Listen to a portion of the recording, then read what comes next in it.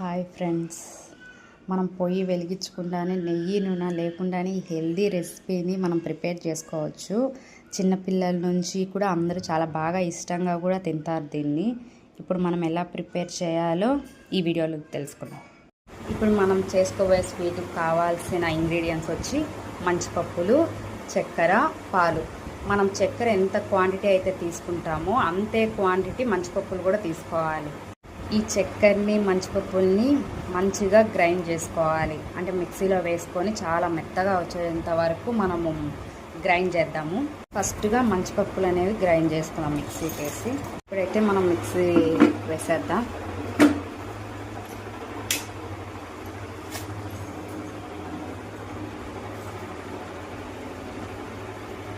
మనం ఈ పొడిని జల్లి పట్టుకుందాం, ఎందుకంటే దాంట్లో బరగ్గా వస్తుంది కదా లాస్ట్లో.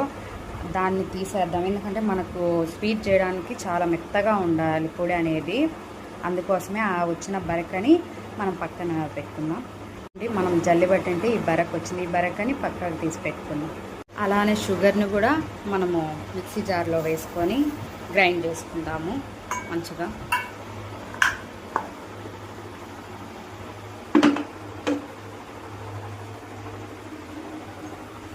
మనం మిక్సీ చేసిన ఈ షుగర్ని ఒక ప్లేట్లోకి తీసుకుందాం.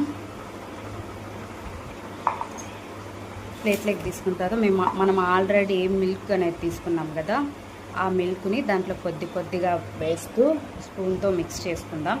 ఇవి పచ్చి పాలే తీసుకోండి, కాంచాల్సిన అవసరం ఏం లేదు. ఈ పాలను కొద్దిగా వేస్తూ స్పూన్తో మిక్స్ చేసుకోవాలి మంచిగా. ఉండ అనేవి కట్టుకున్న మంచిగా స్పూన్తో మిక్స్ చేసుకోవాలి. మనం ఆల్రెడీ మంచిపప్పులతో కూడా పొడి చేసుకున్నాం కదా, దాన్ని కూడా దీంట్లోనే వేసి మిక్స్ చేసేయాలి మంచిగా.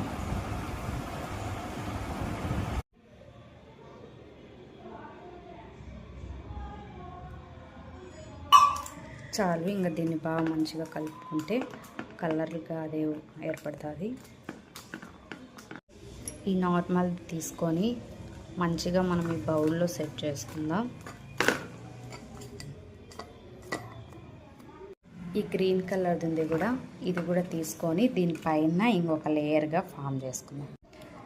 మీరు వెంటనే తినేయాలి అనుకుంటే ఒక 5 మినిట్స్ ఫ్రిడ్జ్లో స్టోర్ చేసుకొని మళ్ళీ బయటకు తీసి తినచ్చు.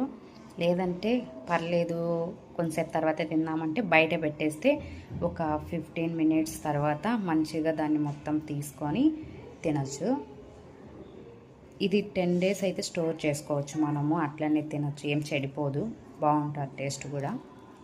మనం మంచిగా కలిపి పెట్టుకున్నాం కదా, దీన్ని 2 ఉండలుగా తీసుకొని సపరేట్ చేసి పెట్టుకుందాం. సపరేట్ చేసుకొని ఇక్కడ మన దగ్గర 4 కలర్లు ఉన్నాయి. వీటిల్లో నేను ఇప్పుడు గ్రీన్ కలర్ వేయాలి అనుకుంటున్నాను. పిల్లలు ఉంటే మాత్రం మీరు కలర్ అవాయిడ్ చేసుకొని దాన్ని నార్మల్గానే తినండి. హాయ్ ఫ్రెండ్స్, 15 మినిట్స్ అయింది కదా, ఇది మంచిగా గట్టిపడింది. దాన్ని మనం ఇలా చాక్తో తీసేసి మొత్తం మనకు నచ్చిన షేప్లో మనం వీటిని కట్ చేసుకుందాం. ఇదిగోండి ఫ్రెండ్స్, మనకు నచ్చిన షేప్లో మనం కట్ చేసుకున్నాం.